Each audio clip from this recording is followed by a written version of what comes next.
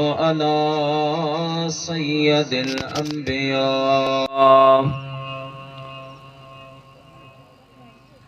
अला सय्यदिल अंबिया वल मुरसलीन व अला आलिहि व अज़वाजिहि व अस्हाबिहि व अहबाइहि व उलमाए उम्मतिहि व सुलहाए मिल्लतिहि व फुक़राए तरीक़तिहि अजमाईन। अम्मा बअदु फ़क़द क़ाल अल्लाहु अज़्ज़ व जल्ल फ़ी कलामिहिल क़दीम फ़अऊज़ु बिल्लाहि मिनश शैतानिर रजीम बिस्मिल्लाहिर रहमानिर रहीम। अल अख़िल्लाहु यौमइज़िन बअदुहुम लिबअदिन अदुव्वुन इल्लल मुत्तक़ीन। सदक़ल्लाहुल अज़ीम व बल्लगना रसूलुहुन नबियुल करीम व नहनु अला ज़ालिका लमिनश शाहिदीन व शाकिरीन वल्हम्दुलिल्लाहि रब्बिल आलमीन। मारो मिट मली रजा सबही मो सरदार हशर वेल हिसाब में मोहब्बती दा महदार उते लोयन वारा लख हजार पर मारू मजन हिकड़ो।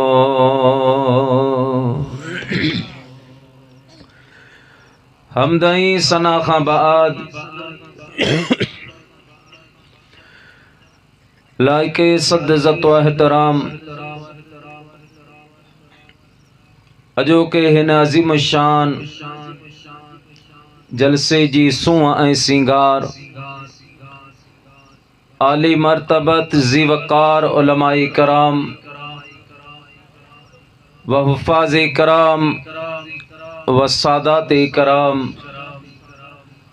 मुअज़्ज़ज़ मेहमानाने ज़ीवकार ऐं मुंहिंजा प्यारा मुसलमान भाइरो अज़ीज़ो दोस्तो, अल्लाह रब्बुल आलमीन जे पाक मुक़द्दस कलाम मां चंद कलिमात अवां प्यारी जमात जी ख़िदमत में तिलावत करण जो शरफ़ हासिल कयो आहे, जिनजी रोशनीअ में चंद मारूज़ात चंद मोहब्बत जूं ॻाल्हियूं अवां दोस्तन जी ख़िदमत में अर्ज़ करण जो इरादो आहे। अल्लाह तबारक व ताला जी बारगाह में दुआ आहे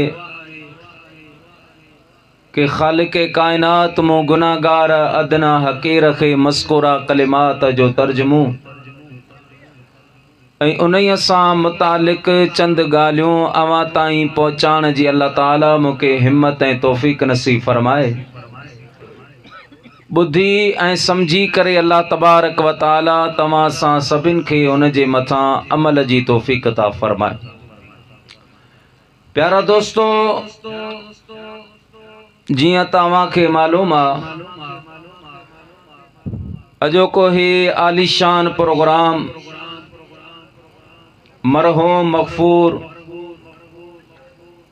जनाब रसूल बख्श दोदा रहमतुल्लाह अलैह जे चहलम जे सिलसिले में संदस फर्जंदन खैर मोहम्मद, शेर मोहम्मद ऐं संदस बिरादरन अल्लाह बख्श, इमाम बख्श, खुदा बख्श, गुलाम कादर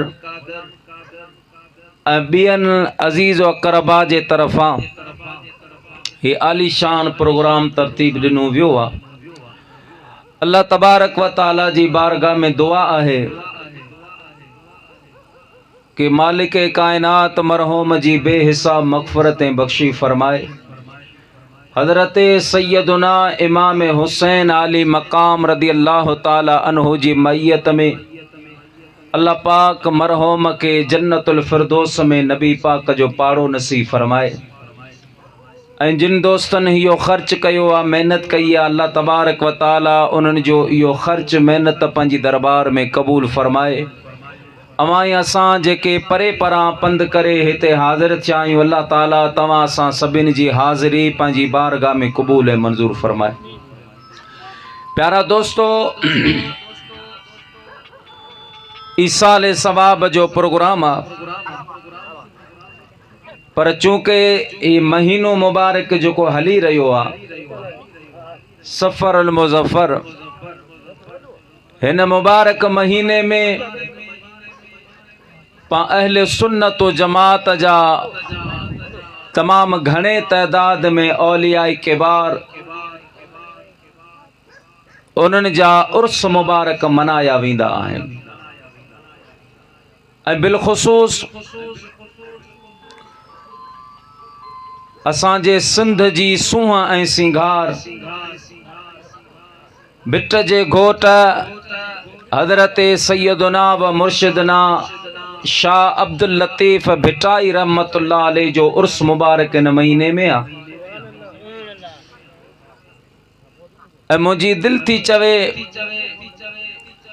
त चंद फ़ज़ाइल व मनाक़िब हज़रत सैयद सखी शाह अब्दुल लतीफ़ जा जमात जी ख़िदमत में अर्ज़ कजन, जो हज़रत भिटाई साहब रहमतुल्लाह अलैह फरमायो त जिते असां जो ज़िक्र थींदो वा असांजी निगाह उन तरफ़ वेंदी आहे। ऐं अहले सुन्नत व जमात जो इहो अक़ीदो ऐं ईमान आहे त जेकी अल्लाह जा वली आहिनि उहे मरंदा न आहिनि,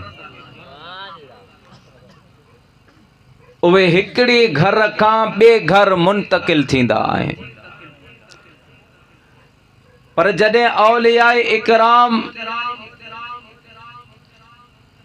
जी ज़ात बा बरकात के इंसान जे कॾहिं सुञाणण जी कोशिश करे त हीअ उहा अल्लाह पाक जी प्यारी मखलूक आहे जिनजो मक़ाम ऐं मर्तबो इंसान जे सोच खां मावरा मथे आहे। हीअ अल्लाह जा वली रब्बुल आलमीन जिनके आलमे अरवाह में ही पंहिंजी दोस्तनि जी जमात में दाख़िल फरमाए छॾियो। जीअं मशहूर वाक़ियो आहे, हज़रत ख़्वाजा गुलाम फरीद कोट मिठन वारा रहमतुल्लाह अलैह साईं जे रुख़सार मुबारक ते मिट्टी लॻल हूंदी हुई। पोइ के ख़लीफ़े अर्ज़ कयो, सोना वुज़ू भी फरमाईंदा आयो, गुस्ल भी फरमाईंदा आयो, हीअ कहिड़ी मिट्टी आहे जेका पाणीअ सां साफ़ नथी थिए? पाण फरमायूं, अबा इन मिट्टी खे अवां छॾे ॾियो, छो त अल्लाह जो वली जेको हूंदो आहे न बाबा, उहो पाण खे लिकाईंदो आहे, उहो पाण खे ज़ाहिर न कंदो आहे। साईं फरमायो, बाबा इन ॻाल्हि खे छॾे ॾियो। पर फ़क़ीरनि जॾहिं इसरार कयो, पोइ पाण जंहिं फ़क़ीर खे ॿुधायूं उन खां वाइदो वरितो त जेसी मां ज़िंदा आहियां तेसी कंहिंसां ॻाल्हि न कजे। पोइ जॾहिं मां वफ़ात करे वञा, दुनिया मां पर्दो फरमाए वञा, पो जे तू इन गाल के ज़ाहिर करी त पो तोखे इजाज़त। फ़कीर अर्ज़ कयो मुंहिंजा मुर्शिद मिठा मूंखे ॿुधा हीअ मिट्टी छाजी आहे। पो पाण उनखे सराहतन कोन ॿुधायूं बल्कि हिकिड़े शेर में उन ॻाल्हि जो साईं जवाब ॾिनो। पाण पंहिंजे मुरीद के फरमा लगा केले फरीद को नहीं रूहुल अमी को भी अकेले फरीद को नहीं रूहुल अमी को भी लगी है खाक उनके कदमों की। पाण फरमा लगा ए फ़कीर हिन मिट्टीअ जे अगर हकीकत पुछी तो हकीकत असल में ही आहे। जॾहिं मेराज वारी रात हुई अल्लाह तबारक व ताला जे ज़ात बाबरकात जिते नबियन के जमा फरमायो हो, नबियन के हाज़िर थियण जो हुक्म मिलियो हो, उते असां औलिया इकराम बे हाज़िर हासो। जॾहिं मदीने जो मीर बुराक ते सवार थी रहियो हो, मां ख्वाजा गुलाम फरीद मदीने वारे मीर जे बुराक जे पुठियां बीठो हुयसि। मुंहिंजे पासे में हज़रत जिब्रील अमीन बीठो हो। पोइ जंहिं वक़्त में अल्लाह जे महबूब जे बुराक परवाज़ कई हुई उन बुराक जे कदमन मां जेका मिट्टी निकती हुई उन मिट्टीअ जा चंद ज़रात मां गुलाम फरीद के लगा ऐं चंद ज़रात जिब्रील अमीन के भी लगा। फरमा लगा मेराज वारी रात असी हासूं। और मुझा प्यारा मुसलमान भाइरो अल्लाह जा कामिल बाना दुनिया में हूंदा आहिन पान के ज़ाहिर कोन कंदा आहिन। पंहिंजो करामतन जो इज़हार करण के अल्लाह वारो पसंद कोन फरमाईंदो आ। पर जॾहिं अल्लाह जो वली पंहिंजे मज़ार में हलियो वेंदो आ और मुंहिंजा प्यारा दोस्तो बुज़ुर्गो तव्हां असां सम्झंदा आहियूं त उहे मिट्टीअ में दाख़िल थी विया उन्हनि जे मथां मरण मिटन जा पइजी विया। लेकिन मुंहिंजा प्यारा दोस्तो बुज़ुर्गो आम इंसान जी ॻाल्हि बि आ पर जेको अल्लाह जो वली होंदो वा वो मरदो नाहे हिकड़े घर का बे घर में मुंतकिल थींदो वा। जॾहिं अल्लाह जो वली मज़ार में वेंदो वा उन अल्लाह जे वलीअ जो फैज़ ऐं तसरुफ़ अञा ज़्यादा थी वेंदो आहे। दुनिया में होंदो वा उन जो फैज़ होंदो आ पर जॾहिं मज़ार शरीफ में वेंदो आ त उन वलीअ जो फैज़ अञा बि वधी वेंदो आहे। हिंदुस्तान जो मशहूर आलम दीन हज़रत शाह अब्दुल हक मुहद्दिस दहलवी रहमतुल्लाह ताला अलैह पान फरमान था त मुखा मुझे कामिल मुर्शिद पुछो अब्दुल हक इमदादुल हय्य अक़वा औ इमदादुल मय्यत अक़वा। ए अब्दुल हक मुखे बुधा जॾहिं अल्लाह जो वली दुनिया में होंदो वा उन जो फैज़ ज़्यादा होंदो वा या जॾहिं पंहिंजी कब्र मुबारक में वेंदो वा उन जो फैज़ ज़्यादा होंदो वा। हज़रत शाह अब्दुल हक पंहिंजे कामिल पीर के फरमायो या सैयद इमदादुल हय्य इमदादुल मय्यत मिन इमदादुल हय्य। पान फरमा लगा ऐ मुंहिंजा कामिल मुर्शिद जॾहिं अल्लाह जो वली दुनिया में होंदो वा उन जो फैज़ होंदो वा पर थोरो होंदो वा ऐं जॾहिं अल्लाह जो वली पंहिंजे कब्र मुबारक में वेंदो वा त अल्लाह जे वलीअ जो फैज़ अञा ज़्यादा थी वेंदो आहे। ई ॻाल्हि के आम मुल्ले मौलवी जी लिखियल न आहे। ये हज़रत शाह अब्दुल हक मुहद्दिस दहलवी रहमतुल्लाह अलैह ये उहो वक़्त जो कामिल वली आहे जॾहिं उम्र मुबारक साईं जी 56 साल थी दाढ़ी मुबारक में अच्छा वार अची विया। सजी जिंदगी इल्म पढ़ंदे इल्म पढ़ाईंदे हज़रत शाह अब्दुल हक जे गुज़रिया। 56 साल साईं जी उम्र मुबारक थी आ। हिकड़े ॾाड़े वेंदे वेंदे दिल में सोचे यार या जिंदगी फना आए, आखिर मरणो वा, ये दुनिया छड़नी आए, अल्लाह जी बारगाह में हाजिर थियणो वा। मां 50-56 साल हिंदुस्तान में गुजारिया, हाणे छो न भला मां हिंदुस्तान मां हिजरत करे वनी मदीने पाक में रहा, हबीब जे पाड़े में पंहिंजो घरड़ो अॾियां, ऐं जॾहिं मां मरी वञा त मुंहिंजो मैयत मदीने पाक में दफन थिए। ये सोच साईं दिल में रखी। अल्लाह पाक तवां असां के भी मदीने में मदफन नसीब फरमाए। नियत सच्ची हुजे त अल्लाह पाक जी कुदरत में ये शय का मुश्किल ना है। अल्लामा अरशदुल कादरी मारूफ अहले सुन्नत व जमात जो जय्यद आलिम आ, पान फरमान था त जेको आशिक रसूल होंदो वा, जिनजी दिल में इह तमन्ना होंदी आहे त मां मरा मदीने में मुंहिंजो जनाज़ो दफन थिए, पो जेकॾहिं उहो हिंद में मरे, सिंध में मरे, पाकिस्तान में मरे, दुनिया जे कंहिं बि कुंड में उन जो मौत वाक़े थिए, पर अल्लाह तबारक व ताला जी ज़ात बाबरकात उन जी तलब ऐं नियत मुताबिक़ उन जी मैयत खे कब्र मां भी मदीने पाक मुंतकिल फरमाईंदो आहे। हज़रत शाह अब्दुल हक मुहद्दिस दहलवी रहमतुल्लाह अलैह सोचो सोचिया, सुबह शाम उथंदे वेंदे अल्लाह का इहा दुआ घुरंदो आ, मुंहिंजा अल्लाह साईं मुंहिंजो अर्ज़ ही अघाई, इहा आरज़ू आसीने में मुंहिंजो मौत थे मदीने में, मुंहिंजो मौत थे मदीने में, मुंहिंजा अल्लाह साईं मुंहिंजो अर्ज़ ही अघाई, इहा आरज़ू आसीने में मुंहिंजो मौत थे मदीने में, मुंहिंजो मौत थे मदीने में। इहो साईं दिल में इरादो कयो वा।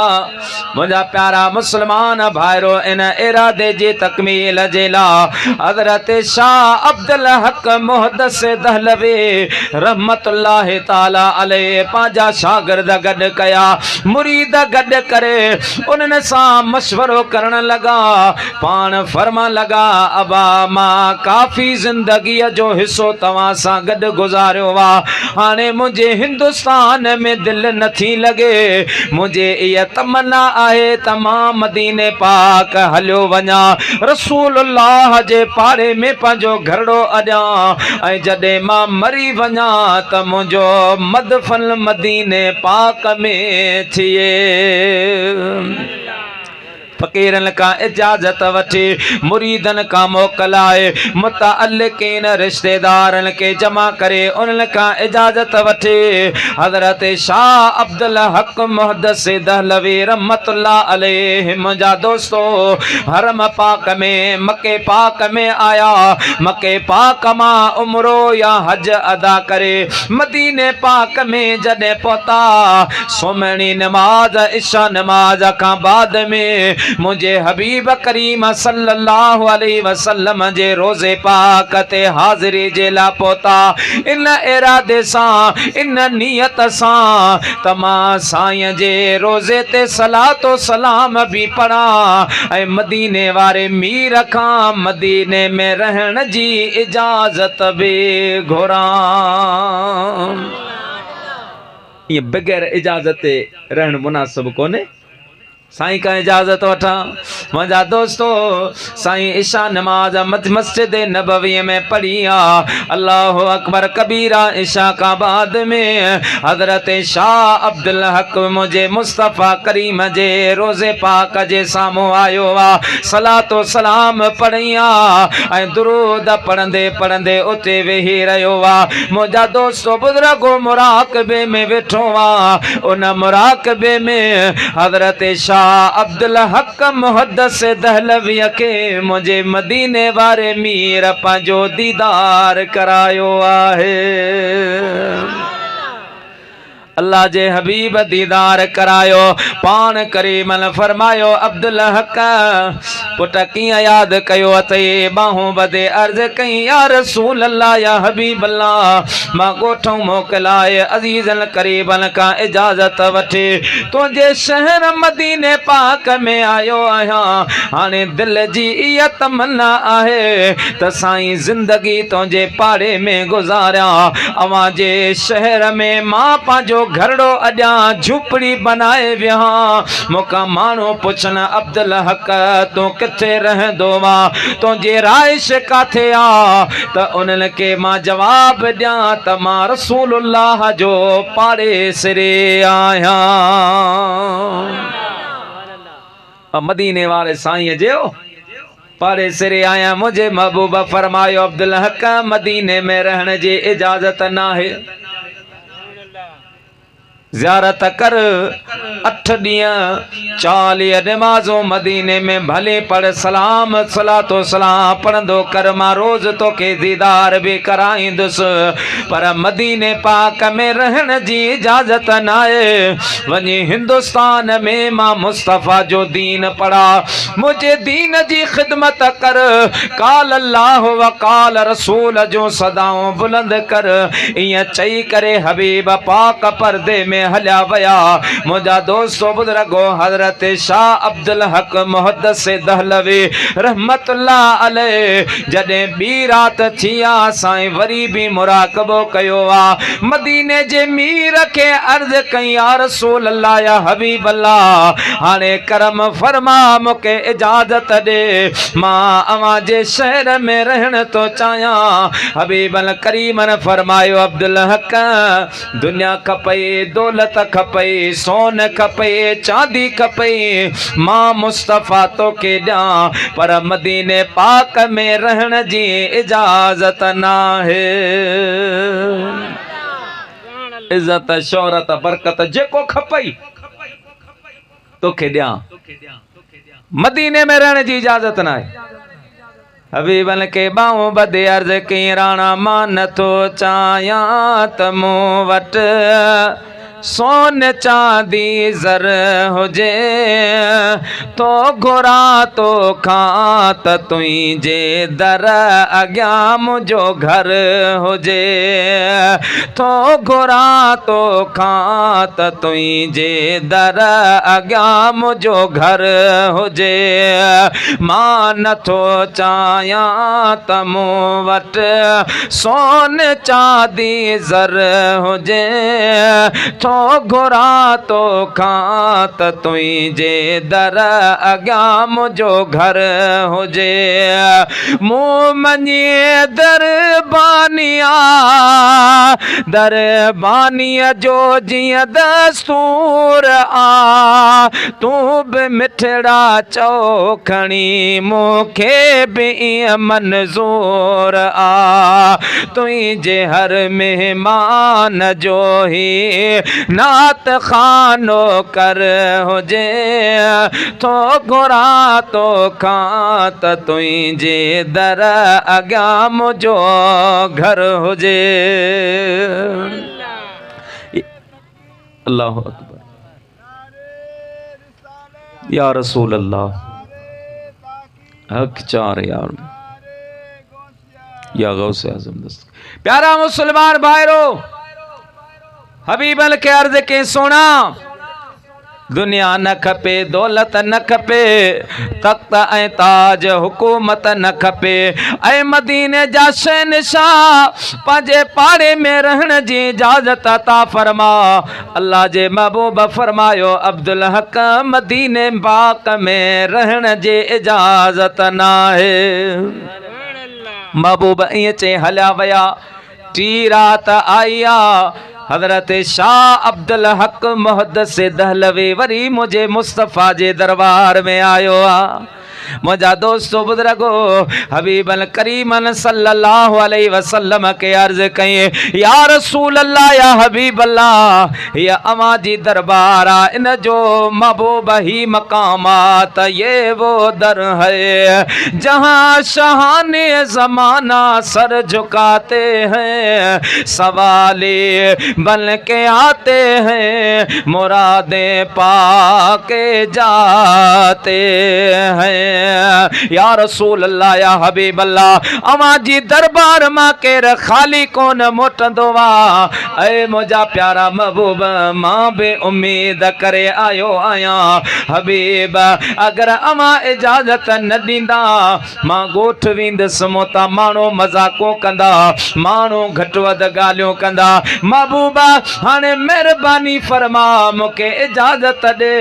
हबीब इहा मुंहिंजी तमन्ना आए, मूंखे दुनिया दौलत नथी खपे, तो मुस्तफ़ा जो पाड़ो मूंखे वधीक आहे। हबीबन के बाहूं ॿधी ॼण हीअं पियो चवे त मुंहिंजा मदीने जा मीर मुंहिंजी लज रखजा। ओ मुझा मदीने जा मीर मुझी लज रख जा। मेरो मंदो आया गंदो, मेरो मंदो आया गंदो, तू न भेरो भन जा। ओ मुझा मदीने जा मीर मुझी लज रख जा। मुझा मदीने जा मीर मुझी लज रख जा। कॾहिं चङो कम कोन कयो आ, जीवन गुज़री सारो वयो आ। कॾहिं चङो कम कोन कयो आ, जीवन गुज़री सारो वयो आ। बरिया आहूं कया दाहूं मुझो आज़ियो मन जाओ। मुझा मदीने जा मीर मुझी लज रख जा। मुझा मदीने जा मीर मुझी लज रख जा। चो सल्लल्लाहु अलैहि या वसल्लम अलैका सल्लल्लाहु अलैका या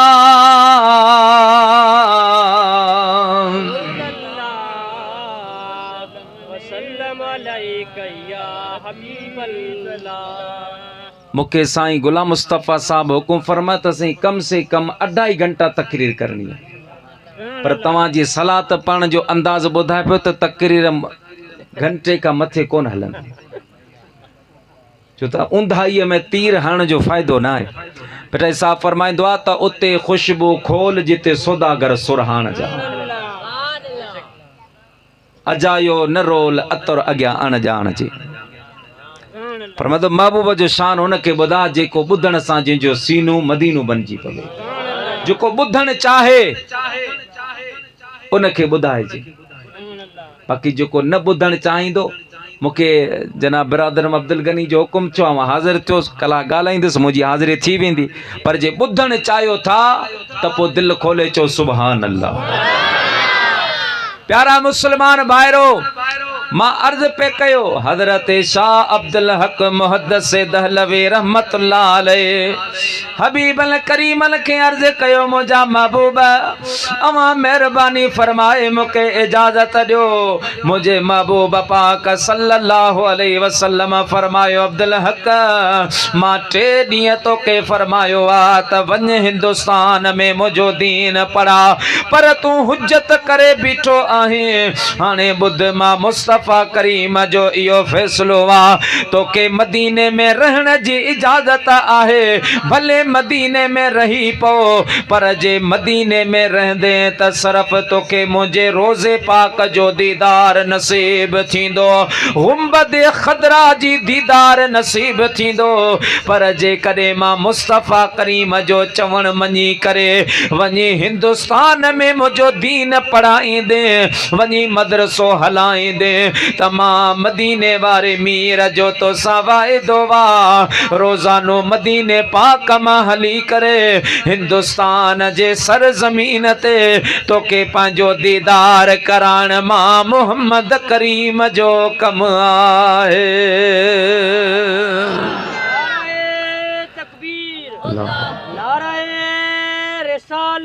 या रसूल अल्लाह या गौसिया हबीबन फरमायो अब्दुल हक मां रोज़ानो मदीने मां तोखे हिंदुस्तान अची दीदार कराईंदुसि ज़ियारत कराईंदुसि। मुंहिंजा प्यारा मुस्लमान भाइरो उन कामिल वली फरमायो वा त अल्लाह जो वली जॾहिं मज़ार में वेंदो वा उहो मरंदो नाहे ज़िंदा हूंदो वा हयात हूंदो वा। अल्लाह तबारक व तआला जी ज़ात बाबरकात उन्हनि खे अहिड़ी जावदानी ज़िंदगी अता फरमाईंदो वा। अल्लाह वारा ज़िंदा हयात हूंदा आहिनि। ओ मुंहिंजा प्यारा दोस्तो बुज़ुर्गो तॾहिं बिठाई सा फरमायो जॾहिं बि जिते बि असांजो ज़िक्र थींदो वा मां अब्दुल लतीफ़ जी निगाह उन तरफ़ वेंदी आहे। ओ दोदा ॻोठ जा मुसलमान अगर भेटाई साहब जी नजर थी वई त तुंहिंजो मुंहिंजो बेड़ो पार थी वेंदो। वली त वली आहिनि पर भेटाई जहिड़ो को न थियो अब्दुल लतीफ़ जहिड़ो को न थियो। ऐं ज़रूरत आहे हिन वक़्त में इन मौज़ू ते ॻाल्हाइण जी छो त जेके दीन जा दुश्मन आहिनि न उहे हर फोरम ते जेके असां मुसलमान जूं मुक़द्दस हस्तियूं आहिनि उन्हनि ते हमले जी कोशिश कंदा आहिनि। असांजी सिंध में हींअर हिकिड़ो फितनो हले पियो छो त हिन सफ़र महीने जी 14 तारीख़ हज़रत शाह अब्दुल लतीफ़ भिटाई रहमतुल्लाह अलैह जो उर्स हो। तो उर्स जे मौके ते जॾहिं सोशल मीडिया ते साईं जे उर्स मुबारक जो तज़किरो हलियो तो कुछ अहिड़ा भी नाम निहाद बदबख्त हा जिन चयो त भिटाई घोट रहमतुल्लाह अलैह सिंध जो सपूत हो सिंध जो आशिक हो बेहतरीन शायर हो मकी वली बली भिटाई कोन माज़ल्ला उन्हनि एतिरे क़दर लिखियो त भिटाई साहब जी दीनदार माण्हुनि सां तबीती कोन ठहंदी। ओ मुंहिंजा प्यारा दोस्तो बुज़ुर्गो बोताना हज़रत शाह अब्दुल लतीफ़ भिटाई जो मुझे लाखिणे लतीफ़ तोखे मूंखे दर्स इहो ॾिनो वा त वञी छो वणकार हित न ॻोल्ही हो तखे लिको की न लतीफ़ चए बारो चो बे पार पो नाए नेण निहार ततो में देरो दोस्त जो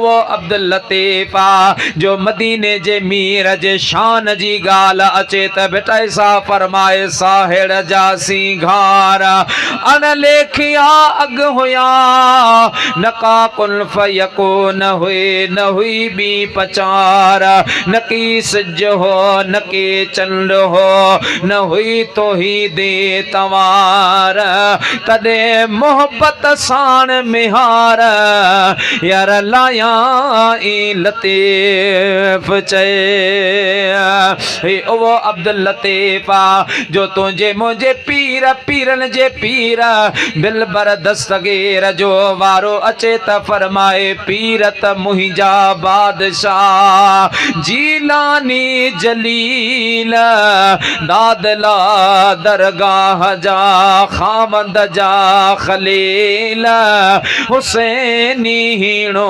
आहिया अच वहर चम वसीला दाता मुंहिंजे दिल खे दे दिला सा दलील ज़िल्लत कयोम ज़लील रस बादशाह बगदाद जा जब मदे जाम अब्दुल लतीफ़ भेटाई मदीने जे मीर जो मंजूर नजर आ मुंहिंजा दोस्तो सिंध जो हिकिड़ो शहर आ खोड़ा शरीफ हज़रत मखतूम आकिल रहमतुल्लाह अलैह उते रहंदो हो ऐं मखतूम आकिल वॾो महिमान नवाज़ मखतूम आकिल रहमतुल्लाह अलैह उन जी पेशानी ते इस्म जलालत यानी अल्लाह लिखियल हूंदो पेशानी ते ओंधाई रात में साईं जी ये पेशानी मुबारक ईअं ॿरंदी ही जीअं बल्ब पियो ॿरे इस्म जलालत लिखियल हूंदो ऐं पाण वॾा महिमान नवाज़ बि साईं जी तव्हां हालात पढ़ो अक्सर मुंहिंजा दोस्तो बुज़ुर्गो अल्लाह जा नेक बाना इते आया आहिनि साईं मखतूम अब्दुर्रहमान खोड़वी रहमतुल्लाह अलैह बि इन खानदान जो आहे इन मखतूम अब्दुर्रहमान खोड़वी वठ मुंहिंजा दोस्तो बुज़ुर्गो हज़रत इमामुल आरिफीन सैयद मोहम्मद राशिद रोज़े धणी रहमतुल्लाह अलैह मेहमान थियो मेहमान नवाज घरानो वा सैयद मोहम्मद राशिद रोज़े धणी रहमतुल्लाह अलैह भी वक्त जो कामिल वलिया वक्त जो गौस ऐं कुतबा मुंहिंजा दोस्तो बुज़ुर्गो बेटा साहब रहमतुल्लाह अलैह मखतूम आकिल रहमतुल्लाह अलैह जा मेहमान छा पर बेटा साहब जे आदत हूंदी हुई जॾां बि वेंदा हा दंबोरो हथ में हूंदो दबोरो वजंदो हो फरमाइंदा मन मणियो तन तस्बे अदा दिल दबोरो जिन तदो ते तलब जो वहदत सर वजन वहदहु ला शरीक लहु इहो राग रगन पो सुता मर सुहन यार निंड इबादत जिन जे दबोरो साईं सां गॾु हूंदो हो ऐं हज़रत मखतूम आकिल रहमतुल्लाह अलैह शरीयत जा वॾा पाबंद हूंदा हा जेसिताईं मखतूम आकिल रहमतुल्लाह अलैह जे मुंहिंजा दोस्त बुज़ुर्गो हद हूंदी हुई उते गैर शरई कम न थींदा हा न दोल वॼंदो हो न साज़ वॼंदो हो शादीअ में ग़मीअ में अल्लाह अल्लाह जे महबूब करीम जे रस्ते ऐं दस्तूर मुताबिक़ कारनामा सर अंजाम ॾिना वेंदा हा गैर शरई कमन के रोकण जे लाइ साईं माण्हू मुक़रर कया हा उन माहौल में हज़रत भेटाई घोट रहमतुल्लाह अलैह दंबोरा खणी खोड़न में दाख़िल थियो आहे साईं जा माण्हू मुक़रर हा दोल वॼाईंदो हो साज़ वॼाईंदो हो मुरली वॼाईंदो हो उनखे बाक़ाइदा गिरफ़्तार करे साईं वटि खणी ईंदा हुआ साईं उनखे सज़ा ॾींदो हो बेटाई घोट जो दंबोरो वॼायो फ़क़ीर पची विया सुञाणन कोन पया केरा उन्हें समझो वाह त को दुनिया वारो मानू वाह आम मंगण हारो मेरा से आहे बेटा साहब के पकड़े वरतो वाह चवण लगा तो असांजे मुर्शिद जे कानून के टोड़ियो वाह असांजे मुर्शिद जे दस्तूर जी भंजकड़ी कया असां तो के गिरफ्तार करे साईं दे वठी हलंदासीं साईं तो ते हद जारी कंदा बेटा साहब रहमतुल्लाह अलैह फरमाया दा मां केड़ो डोह कयो आ चयो तो दंबोरो वजायो कयो आ। साईं फरमायो मां गलती थी वई आ, मूंखे माफ़ी ॾियो। फ़कीर चवण लगा माफ़ करण या सज़ा ॾियण इहो असांजे हथ में न आहे। मखदूम ॾांहुं तोखे हलणो पवंदो, पोइ असांजो मुर्शिद मर्ज़ी वारो वा तोखे सज़ा ॾे या माफ़ फरमाए। बेटा हिसाब फरमायो अब्बा हाणे हीअं करियो, मां तव्हांखे खत लिखी थो ॾियां, मुंहिंजो खत खणी वञो, मां सुभाणे ईंदुसि। चऊं भला लिख खत। बेटा हिसाब खत में लिखियो त अॼु न ईंदुसि आऊं, सुभां पिरी ईंदा पाण। अॼु न ईंदुसि आऊं, सुभां पिरी ईंदा पाण। उहे सजण ईंदा साण, जिन ॿार खया हिन खोड़न जा। बेटा हिसाब रहमत लाल कागज़ ते इहो पंहिंजो शेर मुबारक लिखी ॾिनो आहे। फ़कीर खणी मखदूम साहब वटि पहुता। मखदूम जीअं जो शेर पढ़ियो आहे, अखियुनि मां रुड़क वेही पिया। फरमा लगा फ़कीरो न सतायो हा, न तंग करियो हा, न इन जे राह जी रुकावट बणिजो हा। इहो को आम माण्हू कोन हुयो, पर भिट जो घोट हज़रत शाह अब्दुल लतीफ़ भिटाए हो। फ़कीर न अर्ज़ कयो सोना असांखे ख़बर कान हुई त को भिटाई साहब आहे। पाण फरमायो बहरहाल जेको थियणो हो सो थी वियो। मुंहिंजा प्यारा दोस्तो बुज़ुर्गो जॾहिं सुबुह जो टाइम थियो आहे, मखदूम साहब रहमतुल्लाह अलैह फरमायो अॼु खोड़नि जूं गलियूं साफ़ करियो। अॼु खोड़नि में गुलाब जे गुलनि जो पतियूं हारियो, अतर हारियो, मुश्क हारियो। फ़कीरनि पुछो सोना केर अचण वारो वा, कंहिंजो इस्तक़बाल आहे। मखदूम साहब ॼण हीअं पियो फरमाए त अॼु कुर्ब करे मुंहिंजे कखड़नि में मुंहिंजो चंड खां सुहिणो यार ईंदो। अॼु कुर्ब करे मुंहिंजे कखड़नि में मुंहिंजो चंड खां सुहिणो यार ईंदो। कुर्बान वञा ते रस्ते तां, जे रस्ते खां कुर्बदार ईंदो। फरमा लगा फ़कीरो जल्दी करो, खोड़न जूं बाज़ारियूं सिंगारियो। फ़कीर ने अर्ज़ कयो सोना केर अचणो आहे। पाण फरमा लगा अब्दुल लतीफ़ वाइदो कयो वा त अॼु न ईंदुसि आऊं, सुभां पिरी ईंदा पाण। उहे सजण ईंदा साण, जिन ॿार खया हिन खोड़न जा। मुंहिंजा दोस्तो बुज़ुर्गो मखदूम साहब रहमतुल्लाह अलैह मस्जिद जे दरवाज़े ते बीठा रहिया, इंतज़ार कंदा रहिया। अल्लाह अकबर कबीरा। ओ जॾहिं ज़ोहर नमाज जो टाइम थियो आहे, मखदूम साहब ॾिसन अब्दुल लतीफ़ भिटाई रहमतुल्लाह अलैह अची रहियो वा, पर हीअं ॻिचीअ में गारो पियो वा, कंद मुबारक हेठि आहे। हज़रत शाह अब्दुल लतीफ़ भिटाई रोई रहियो वा, ऐं मदीने जो मीर अब्दुल लतीफ़ जा लुड़क साफ़ करे रहियो आहे। अल्लाहु अकबर। नारे रिसालत या रसूल अल्लाह। नारे तहकीक हक चार या नारे गौसिया। या गौसिया जिंदा। प्यारा दोस्तों बुजुर्गो, महबूबन फरमायो मखदूमो मुझो अब्दुल लतीफ़ मजबूर है। हाणे मां मुस्तफ़ा आयो आहियां।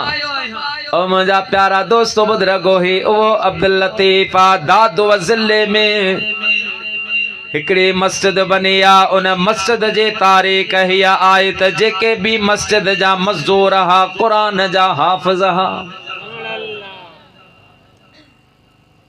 अल्लाह पाक अॼु जे मज़दूरनि खे भी अहिड़ो जज़्बो नसीब फरमाए। अॼु जा त मज़दूर माशाल्लाह मस्जिद पिया तामीर कंदा, उन मस्जिद में जुतियूं पाए पिया हलंदा, उते मस्जिद जी तामीर में पिया सिगरेट दॿींदा, गुटको त वात में पियो ई पियो हूंदो। वरी जे चओ त चवंदासीं असीं मज़दूर आहियूं, असांखे माफ़ी आहे। भई तूं मज़दूर आहीं, तूं मुस्लमान त आहीं, अदब त करणो आहे। बहरहाल उन मस्जिद जा जेके भी मज़दूर हा, राजा हा, उहे सभु क़ुरान जा हाफ़िज़ हा। ऐं मस्जिद बनाइण वारो हज़रत मखदूम अब्दुल्ला रहमतुल्लाह अलैह मज़दूरनि खे चई, अबा मज़दूरो, साल लॻे, 5 साल लॻनि, 10 साल लॻनि, ख़र्च मुंहिंजो बा, अव्हां खे मज़दूरी जा पैसा मां ॾींदुसि, मुनफ़रद अंदाज़ में मस्जिद बनाइणी आहे। मज़दूरनि अर्ज़ कयो, सोना कीअं? पाण फरमायूं, अवां जेका बिलाक, जेका सिर, जेका चौको अवां मस्जिद जी दीवार में लॻायो, वो ईअं न लॻाए जा, उन ते क़ुरान पाक जा 30 सिपारा पढ़ी दम करे पो उन दीवार में बिलाक लॻाए जा। बल्कि बिलाक अॼु उन ज़माने में सिरूं हूंदियूं हुयूं, ईंटूं। पाण फरमायूं, उन सिर जे मथां क़ुरान पढ़ी पो उहो तव्हां चुनाई में लॻाइजो। हिकिड़ी सिर ते न, हर सिर ते क़ुरान पढ़ियो वञे। हज़ारनि जे तइदाद में अल्लाह जे क़ुरान जा ख़त्मा पढ़िया विया। हाफ़िज़ सगोरा मस्जिद बनाईंदा हा क़ुरान जी, त मुंहिंजा दोस्त बुज़ुर्गो लोलियूं हलंदियूं पयूं हुयूं, अहिड़े अंदाज़ में मस्जिद बनी आहे।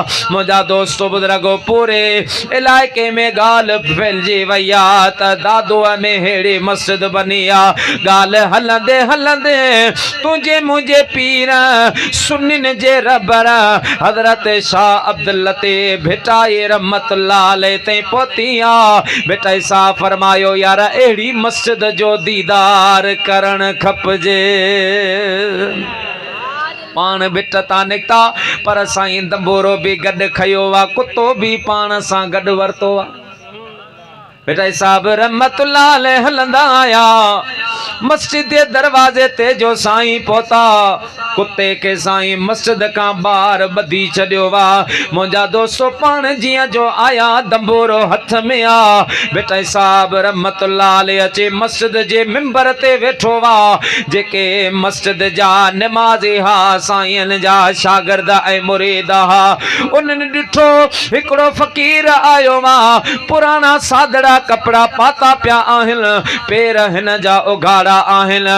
कुत्तो पाण सां गॾु वठी पियो अचे ऐं हेॾे मक़ाम मर्तबे शान वारे मस्जिद में दाख़िल थियो आहे। न वुज़ू कई आहे, न पेर धोतई आहे।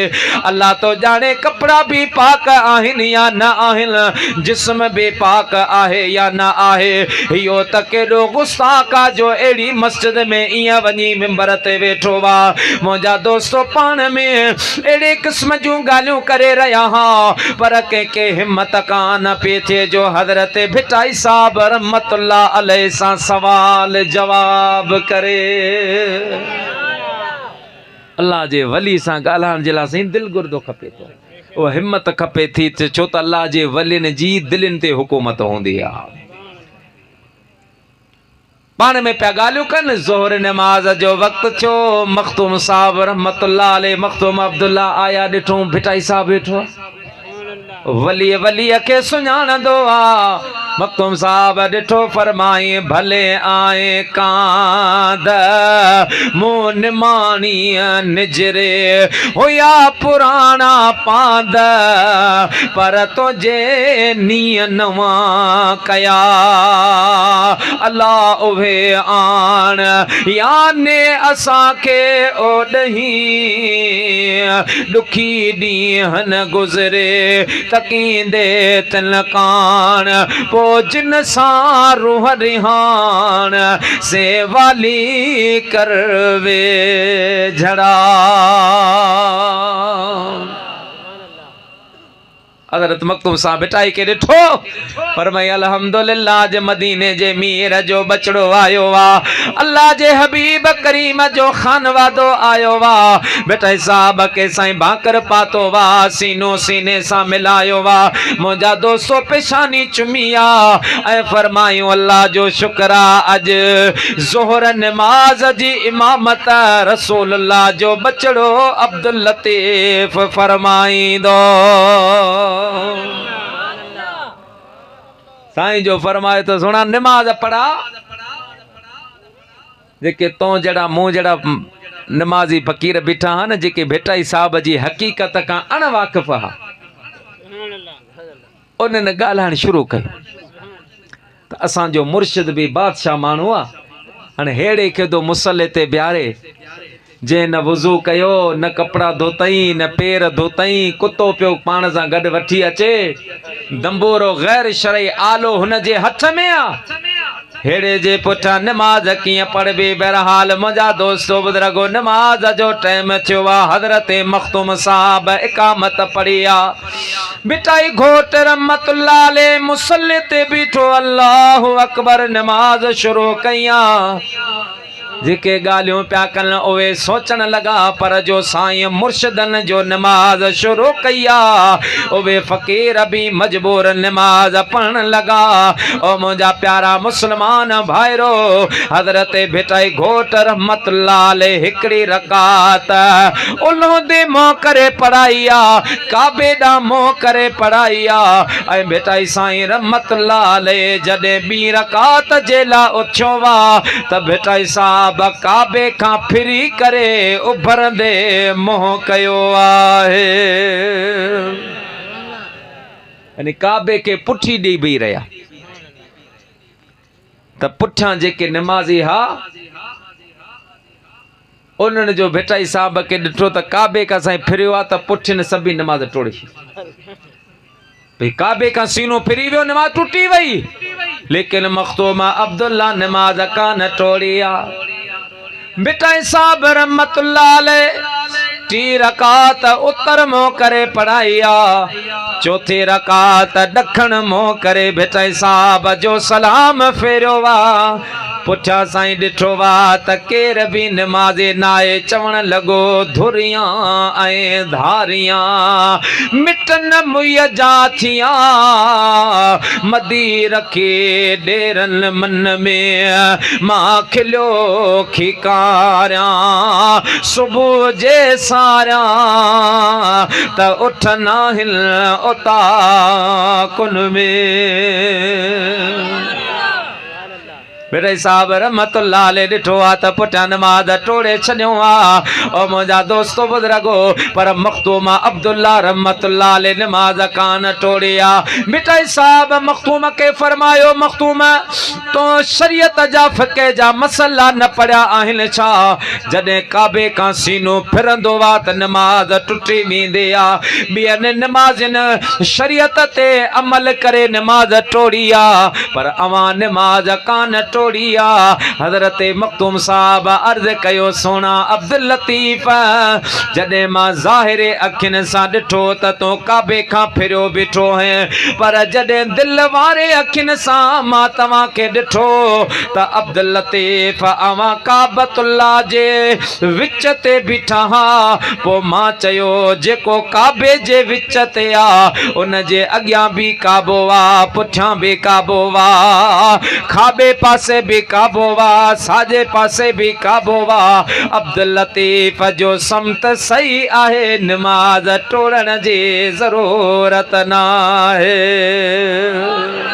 नारे तकबीर अल्लाहु अकबर नारे रिसालत या रसूल अल्लाह नारे तहकीक हक चाहे नारे गौसिया या गौसिया फरमा लगा अब्दुल लतीफ मुंह तो के डिठो काबे जे विच ते बिठो सुभान अल्लाह मां चो अग्यां भी काबो आ पुठियां भी काबो आ बेटा जो समत सही आ सुभान अल्लाह ऐं अर्ज के सोना दंबूरो खणी आया आयो पर अज कुत्तो बि वठी आया आहियो सुभान अल्लाह पाण फरमे मखदूम मानन जी नज़र में कुत्तो आ पर यो कुत्तो नाहे ई मुंहिंजो नफ्स माण्हू नफ़्स जी ग़ुलामी कंदा आहिनि, असां नफ़्स जे गिचीअ में ग़ुलामी जी ज़ंजीर पाए छॾे आ। मां सोचो हेड़ी शान वारी मस्जिद में जो दाख़िल थिजे त मतां दिल में को वसवसो, को सवाल, को ख़याल पैदा थिए, नफ़्स पलीत ॿाहिरि हुजे, बग़ैर नफ़्स जे अल्लाह जे घर में हाज़िरी ॾिजे।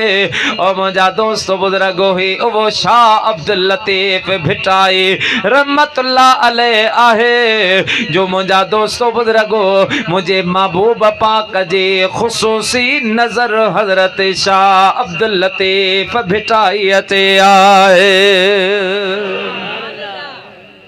अॼु बि अल्हम्दुलिल्लाह जिते भी सिंधी ज़बान ॻाल्हाई वञे थी, सिर्फ़ पंहिंजो पाकिस्तान न पर पूरी दुनिया में भिटाई साहब जो फैज़ ऐं तसरुफ़ मौजूद आहे।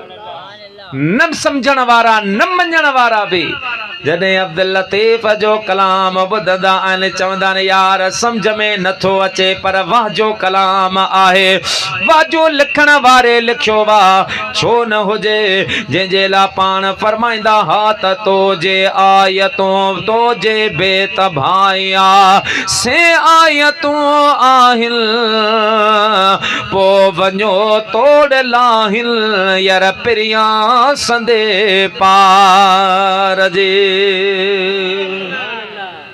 अल्लाह पाक तव्हां असांखे भिटाई साहब जी सच्ची मोहब्बत नसीब फरमाए। और मुंहिंजा प्यारा मुसलमान भाइरो, मां आयत करीमा पढ़ी अल्लाह ताला जी ज़ात बाबरकात इरशाद फरमायो, अल अखिल्लाहु यौम इज़िन बादुहुम लिबादिन अदुव्वुन इल्लल मुत्तकीन।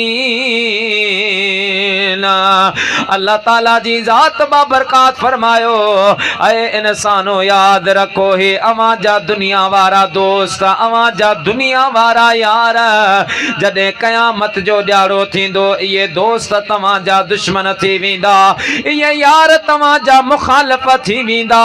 आलम तख़य्युल में अर्ज़ कयो वियो या रब्बल आलमीन, पोइ असां कंहिंसां दोस्ती रखूं, यारी रखूं जेको दुनिया में निभाए, क़ब्र में निभाए, महशर जे मैदान में निभाए।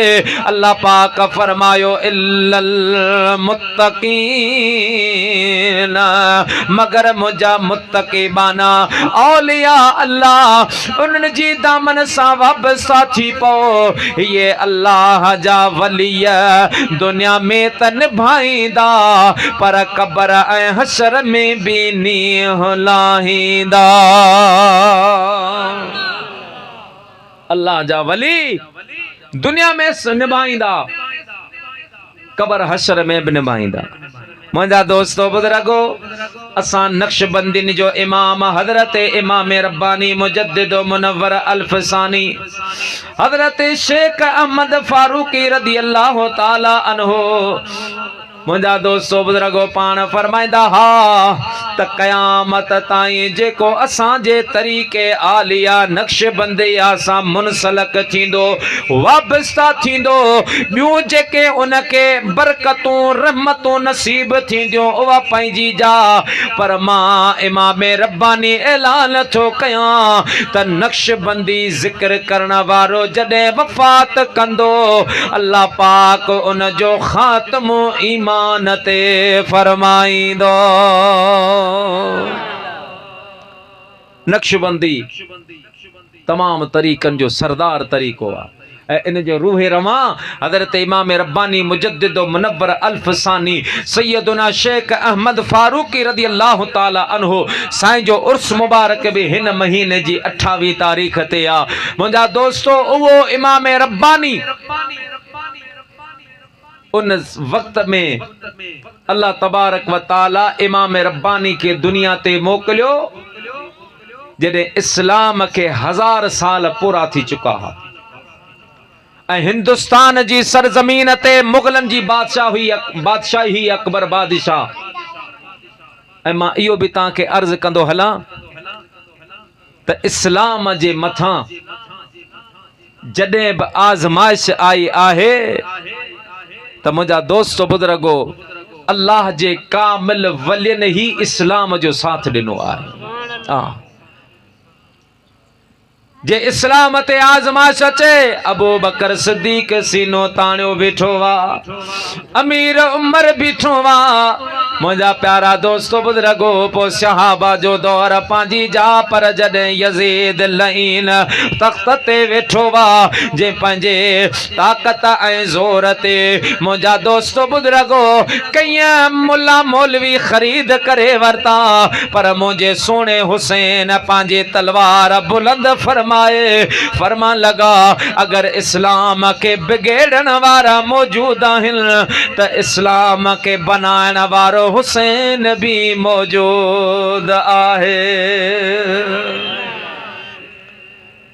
नबी पाक सल्लल्लाहु अलैहि वसल्लम फरमायो पाण फरमाई मां आखिरी नबी आहियां मूंते नबूवत जो दरवाज़ो बंदि आहे। ये कम जूं ॻाल्हियूं आहिनि मूंखां बाद को नबी कोन ईंदो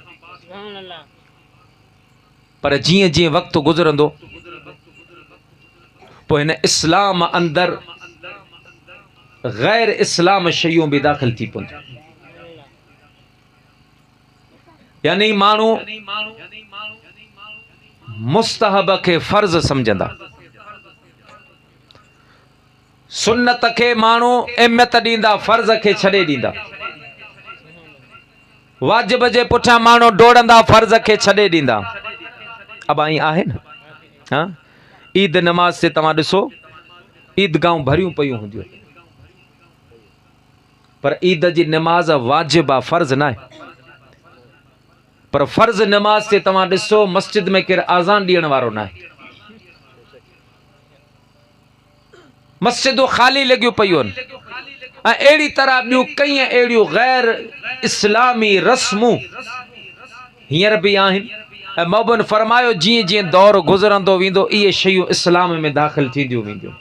पोइ मां आख़िरी नबी आहियां अॻे साबिक़ा अंबिया अलैहिमुस्सलातो सलाम जे दौर में हिकिड़ो नबी सगोरो हूंदो हो उन जी शरीयत उन जो किताब उन जो तरीक़ो हलंदो हो उहो नबी दुनिया मां पर्दो फरमाईंदो हो अल्लाह पाक ॿियो नबी दुनिया ते मोकिलींदो हो मुंहिंजे महबूब फरमायो मां आख़िरी नबी आहियां मूं ते नबुवत जो दरवाज़ो बंदि आहे मुखां बाद को नबी कोन ईंदो पर मुंहिंजे महबूब पाक फरमायो हर 1000 साल का बाद में अल्लाह पाक मुंहिंजी हिन उम्मत में हिकिड़ो मुजद्दिद पैदा फरमाईंदो हिकिड़ो मर्द कामिल पैदा फरमाईंदो जेको दुनिया में ईंदो ऐं इस्लाम के नई जिंदगी अता फरमाईंदो। 1000 साल पूरा थिया इस्लाम के अकबर बादशाह जी हुकूमत हुई अकबर बादशाह जो मुल्लन मथो कढियो मौलवी ने चयो अकबर इस्लाम जो जेको वक्त हो जेको टाइम हो सो 1000 साल हो हाणे इस्लाम जो दौर खत्म थी वियो चई पो हाणे छा करियां चूं हाणे तूं पंहिंजे नए दीन जो ऐलान कर पो उन अकबर बादशाह उन दरबारी मुल्लन जे चवण ते दीन अकबरी या दीन इलाही जो ऐलान कयो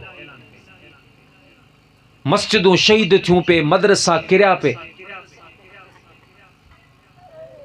ऐं बादशाह जी माण्हू पूॼा कंदा हा बादशाह अकबर बादशाह के माण्हू सजदो कंदा हा अकबर बादशाह जो मुजस्समा बनाए करे ॻोठनि में ॿाराड़ियुनि में मोकिलिया विया हा माण्हू मस्जिदनि में नमाज़ कोन पढ़ंदा हा जेको बि ईंदो हो अची बादशाह जे उन मुजस्समे ते पंहिंजो मथो टेकींदो एॾे नाज़ुक दौर में मां अक्सर चवंदो आहियां त इस्लाम खे जेतिरो नुक़सान ॾाढ़ी पटके वारनि पहुचायो आहे न एतिरो ॾाढ़ी कूड़नि कोन पहुचायो अवां इस्लाम जी तारीख़ पढ़ो यजीद आम कोन हो यजीद पढ़ियो लिखियो दमश्क जी जामा मस्जिद जो यजीद इमाम हो बाकायदा तकरीरूं कंदो हो पो जॾहिं यजीद पलीत इमाम पाक सां जंग कई आहे मिड़ई अंधो ऊंधा अंधोकार में न उन वॾा वॾा मुल्ला घुराया, वॾा वॾा मौलवी घुराए उन्हनि खां फतवा वरती त इमाम हुसैन मुंहिंजी बैयत नथो करे मां छा करियां। अल्लाह जो कसम आहे उन्हनि मौलवियनि उन्हनि मुल्लनि यजीद खे लिखी ॾिनो त तो इमाम हुसैन खे शहीद कर, इमाम हुसैन जो क़त्ल तुंहिंजे लाइ जाइज़ आहे। उहो हिकिड़ो मुल्लो ॿ मुल्ला कोन हा, उहे तक़रीबन तारीख़ में ईंदो आहे त 4,500 मुल्ला हा जेके यजीद जा साथारी हा, ऐं उहो सिलसिलो अॼु बि जारी आहे, वो बंद न थियो आहे। त अकबर बादशाह जो मथो भी मुलन कढियो। बादशाह इस्लाम के जा 1000 साल पूरा थी वया। बादशाह जो मुंहिंजा दोस्तो बुजुर्गो दीन अकबरीय जो ऐलान कयो वा। अल्लाह तबारक व ताला जी ज़ात बाबरकात हजरत सैयदना अमीर उमर सैयदना हजरत फारूक आजम जे खानदान मां रब्बुल आलमीन सरजमीन सरहंद में हजरत इमाम रब्बानी के पैदा फरमायो आहे। हे वो इमाम रब्बानी आ अञा दुनिया में अचे न त उन जो तज़किरो हली रहियो आहे। हजरत शाह कमाल के थली रहमतुल्लाह अलैह वक्त जो कामिल बुजुर्गा ऐं हजरत इमाम रब्बानी जे वालिद जो नालो हजरत शेख अब्दुल अहद सरहंदी रहमतुल्लाह अलैह आ। मुंहिंजा दोस्तो इहो हजरत शाह कमाल के थली जो मुरीद आ। हिकिड़े ॾाड़े जे मुर्शिद के अर्ज के मुझा सोना मुर्शिद मां रात ख्वाब ॾिठो वा, उन ख्वाब परेशान करे विधो वा। मां ॾिठो वा त दुनिया में ऊंधा फैलजी वई आ, ऊंधाई अची वई आ। माण्हू माण्हूअ खे पियो खाए, जानवर जानवर के पियो खाए। सोना ॾाढो भयानक मंज़र हो। अचानक मूं ॾिठो त मुंहिंजे पुठीअ मां हिकु नूर जे लाइट निकिती आहे जेका आसमान ॾांहुं वधी आहे, जंहिंजे रोशनीअ जे करे पूरो जग जहान रोशन थी पियो आहे। हजरत शाह कमाल रहमतुल्लाह अलैह मुंहिंजा दोस्तो पंहिंजे मुरीद के भाकुर पातो वा, मुबारकबाद ॾिनी आहे। फरमान लगा अब्दुल अहद तो के मुबारक हुजे, अन करीब तुझे घर में हिकड़ो कामिल मर्द ईंदो जेको रसूलुल्लाह जे दीन के नई जिंदगी अता फरमाईंदो। मुंहिंजा दोस्तो बुजुर्गो पो जॾहिं इमाम रब्बानी जी विलादत बासादत थी आहे, अल्लाहु अकबर कबीरा। मुंहिंजा महबूब पाक मुबारक ॾियण जे लाइ आया। हजरत अबू बकर सिद्दीक़ भी आयो, अमीर उमर साईं भी आयो, हजरत उस्मान अलीउल मुर्तदा भी आया। जॾहिं पाण जवान चा मुंहिंजा दोस्तो बुजुर्गो हेॾा इमाम रब्बानी अकेलो वा। अकबर बादशाह जो दीन अकबरीअ जो ऐलान कयो। इमाम रब्बानी पंहिंजी तलवार बुलंद करे फरमा लगा अगर दीन के बिगेड़ण वारा मौजूद आहिनि त फारूक आजम जे बचड़े जी सूरत में बनाइण वारा भी मौजूद आहिनि। हाँ, इहा हक़ ऐं बातिल जी जंग रोज़े अज़ल खां आहे। जे मदीने जो मीर हो त अबू जहल भी हुयो, जे अबू बकर सिद्दीक हो तो मुसैलमो कज़ाब भी हो। मुझा दोस्तों जे मुझो सोनो हुसैन हो तो यजीद भी हो। जे कदे इमाम रब्बानी हो तो अकबर बादशाह भी हो। हजरत सैयद सखी महर अली शाह गोलड़ भी हो तो काणो कुत्तो मिर्जा कादियानी भी हो। अल मकसद हर दौर अंदर हक भी आ बातिल भी आ, पर तारीख गवाह आहे त फतह हमेशा हक जी थी आहे। इमाम रब्बानी अकेलो हो। अकबर बादशाह जॾहिं इहो ऐलान ॿुधो आहे, मौलवीन खां पुछी अड़े तव्हां मूंखे चयो इस्लाम जो टाइम ख़त्म थी वियो, ही ॿियो नओं पीर निकितो आहे, चवे पियो मां जंग कंदसि। उहे मुल्ला चवण लॻा न न बादशाह असां जेका ॻाल्हि कई आहे उहा सही आहे। इहो पीर साहब मिड़ी तुंहिंजी बादशाहीअ ते कब्ज़ो थो करे, अवां जे मुखालफ़त में माण्हू तो जमा करे, अॻियां हली अवां जी हुकूमत जे मथां इहो कब्ज़ो कंदो। बादशाह चवण लॻो अगर इहा ॻाल्हि आहे त इमाम रब्बानी खे गिरफ़्तार कयो वञे। मुंहिंजा दोस्तो बुज़ुर्गो बग़ैर ॾोह जे हज़रत इमाम रब्बानी मुजद्दिद मुनव्वर अल्फसानी के क़ैद करे गवालियार जेल में बंद कयो वियो वा। मुंहिंजा दोस्तो अवां हिंदुस्तान जी तारीख़ पढ़ो, मुग़लन जे दौर में गवालियार जेल में उन कैदी मुजरम के बंद कंदा हा जेको सभ खां ज़्यादा ख़तरनाक हूंदो हो। तोखे मूंखे त इस्लाम घर में मिलियो आहे। असां पाण खे आशिक़ रसूल सॾायूं था, नबी जा ग़ुलाम सॾायूं था, पर तोखे मूंखे अॼु ॾींहं ताईं इस्लाम जे ख़ातिर के चमाट बि कोन आई आहे। तुंहिंजो मुंहिंजो इस्लाम जे ख़ातिर अॼु ताईं मुंहिंजा दोस्त बुज़ुर्गो 1000 रुपए जो नुक़सान बि कोन थियो आहे। ही केरु हा? इस्लाम जा मुजाहिद जेके वक़्त जे जाबिर ज़ालिम बादशाहनि सां बि टक्कर खाईंदा हा, फरमाईंदा हा त छा थी पियो, मरी वियासीं त शहीद थींदासीं, जे कामयाब थियासीं त गाज़ी थींदासीं, कम से कम क़यामत ॾींहुं रसूलुल्लाह खे पंहिंजो मौत ॾेखारींदासीं न। ॿिए पासे असां आहियूं, वाबिन सां बि गॾु, शीअनि सां बि गॾु, अहल हदीसनि सां बि गॾु, वाणियुनि सां बि गॾु, भीलनि सां बि गॾु, मिड़ई कमु हले। असां पंहिंजे कारोबार जे लाइ, पंहिंजी दोस्ती जे लाइ कंहिं बदअक़ीदे खां दोस्ती कोन छिनी सघंदा आहियूं। ही उहे कामिल बाना हा, अल्लाहु अकबर कबीरा, जिन नबी साईं जे दीन जे ख़ातिर पंहिंजे औलाद सां बि क़त तालुक़ करे छॾियो। ऐं फ़ख्र सां तव्हांखे ॿुधाइण थो चाहियां, अल्हम्दुलिल्लाह मुझो कामिल मुर्शिद हज़रत कयूम जहां ख्वाजा ख्वाजगा से आगा मोहम्मद इब्राहिम जान सरहंदी रहमतुल्लाह अलैह, अल्हम्दुलिल्लाह मूंखे फ़ख्र आहे मुन कामिल जे हथ ते बैत कई हुई। ही उहो कामिल बुज़ुर्ग हो जंहिं पंहिंजे पुट जे मथां कुफर जी फतवा आई हुई। पुट जे मथां शरीयत जे ख़िलाफ़ वियो, पाण फरमायो इहो काफ़िर आहे।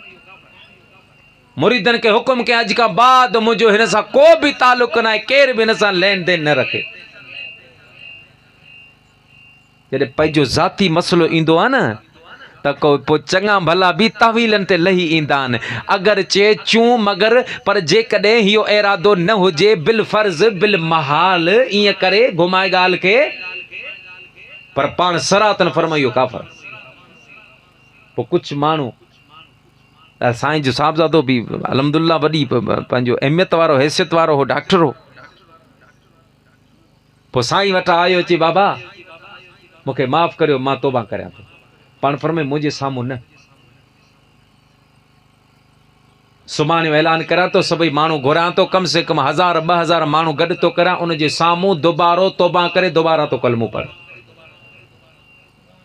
त अल्लाह जा जेके कामिल वली आहिनि उहे पंहिंजे जान खां बि वधीक रसूलुल्लाह जे दीन सां मोहबत कंदा आहिनि, पंहिंजे बचन खां वधीक मुंहिंजे मुस्तफ़ा करीम जे दीन जा वफ़ादार।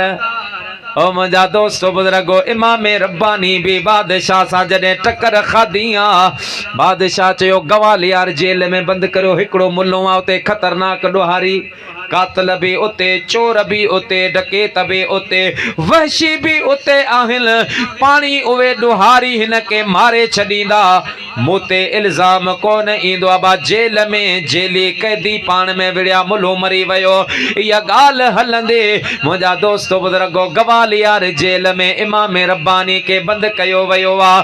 3 महीननि खां बाद में जॾहिं बादशाह गवालियार जेल जे दौरे ते निकितो वा, मुंहिंजा दोस्तो बुज़ुर्गो हीअं जो जेल जे मेन गेट मां दाख़िल थियो वा त ॾिसे सुभान अल्लाह, जेके कैदी आहिनि कंहिंजे मथे ते पटको वा, ॾाढ़ीअ बि आहे, को कैदी नमाज़ पियो पढ़े, को क़ुरान पियो पढ़े, को तस्बीह पियो पढ़े, को मुंहिंजा दोस्तो बुज़ुर्गो अल्लाह जे ज़िक्र में मस्ता।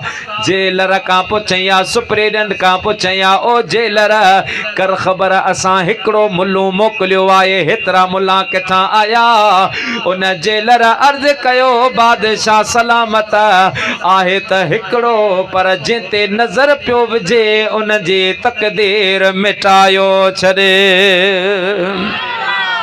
जॾहिं रात जो टाइम थींदो वा इन गवालियार जेल ते अल्लाह जी रहमत वसंदी आ कुरान जी तालीम जारी आ हदीस जो दर्स हली रहियो वा ओ मुंहिंजा प्यारा दोस्तो बुज़ुर्गो बादशाह मोटी आयो आ ॻाल्हि सम्झ में कान पई अचे वरी मौलवीन खे घुराया तव्हां मूंखे चयो त इस्लाम जो टाइम पूरो थी वियो इहो असां अहमद सरहंदी जेल में बंदि कयो वा हू पंहिंजो कमु करे रहियो ॾियो ख़बर अवां ग़लति मशवरो कोन ॾिनो आहे मुंहिंजा दोस्त बुज़ुर्गो बादशाह खे वरी बि मौलवियन तस्दीक सां चयो वा बादशाह असां सही आहियूं हज़रत इमाम रब्बानी ग़लति आहे ओ मुंहिंजा दोस्तो हिकिड़ी राति बादशाह जो पंहिंजे बिस्तरे ते सुतो पियो वा अचे बादशाह खे पेट जे सूर वरितो आहे एतिरो पेट में सूर पियो हकीम तबीब दवाऊं इलाज पर जियां इलाज थिए तीअं बादशाह जो सूर अञा वधे बादशाह जे वज़ीरनि मां हिकिड़ो वज़ीर हो जेको हज़रत इमाम रब्बानी मुजद्दिद मुनव्वर अल्फसानी जो मुरीद हो उन चयो बादशाह मदीने वारे साईं जो फरमान आहे कुदसी हदीस आहे अल्लाह पाक फरमायो मन आदली वलियन फ़क़द आज़नतुहु बिल हर्ब अल्लाह पाक फरमायो जेको मुझे वलीअ सां दुश्मनी कंदो आहे मां रब उन सां ऐलान जंग कंदो ये जेको तुंहिंजे मथां बीमारी आई आहे ये तबई बीमारी ना आहे इहो अल्लाह जो अज़ाब तो थिए चई पोइ जे मुंहिंजी दिलि थी चवे त तूं हज़रत इमाम रब्बानी खे घुराए उन खां दुआ घुरा उन खां दम पीणो करा त तुंहिंजो मर्ज़ ख़तम बादशाह खे अहिड़ी तकलीफ़ हुई जो मरण जे क़रीब बादशाह चयो अदा आहे त मुंहिंजो दुश्मन मुंहिंजी बादशाहीअ ते पियो कब्ज़ो करे पर वठी अचोसि इमाम रब्बानीअ खे आंदो वियो वा बादशाह जे साम्हूं साईं आयो वा पाण फरमायो मूंखे छो घुरायो अथई साईं पेट में सूर आहे मरां थो साईं फरमायो मां छा करियां साईं को दम कर तावीज़ लिखी ॾे दुआ वठ पाण फरमायो दम पीणो कंदसि फ्रीअ में न अधु बादशाही लिखी ॾे त पोइ तो ते मां पीणो विझां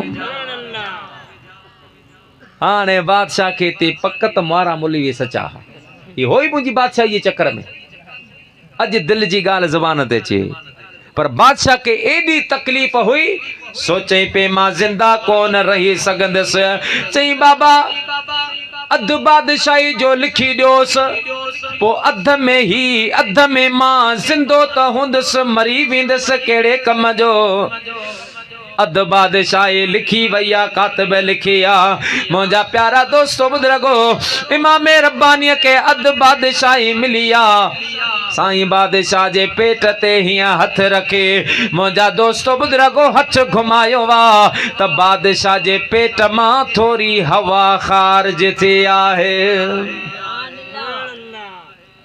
बादशाह नरड़ी टिट कढी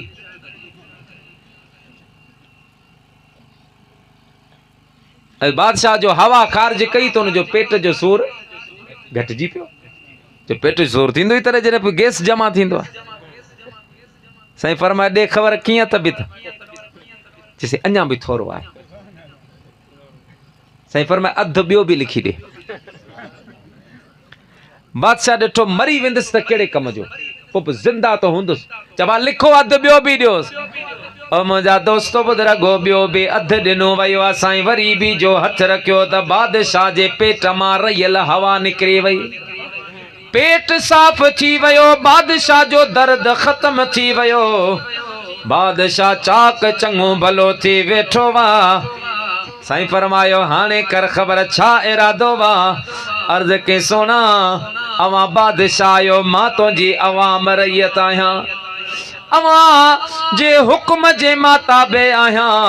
ओ मुंहिंजा दोस्तो बुजुर्गो, उन वक्त में हजरत इमाम रब्बानी मुजद्दिद मुनव्वर अल्फसानी हजरत शेख अहमद फारूक रदी अल्लाह ताला अन्हो उन तहरीर के उन लिखत के फाड़े टुकड़ा टुकड़ा करे बादशाह जे मुंह में हैया पान फरमा लगा, अरे खण पांजी बादशाही, मुके तो जे बादशाही जी जरूरत काने का।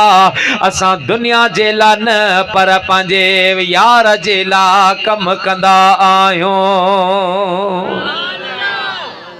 मुके तुंहिंजी बादशाही जरूरत न आहे।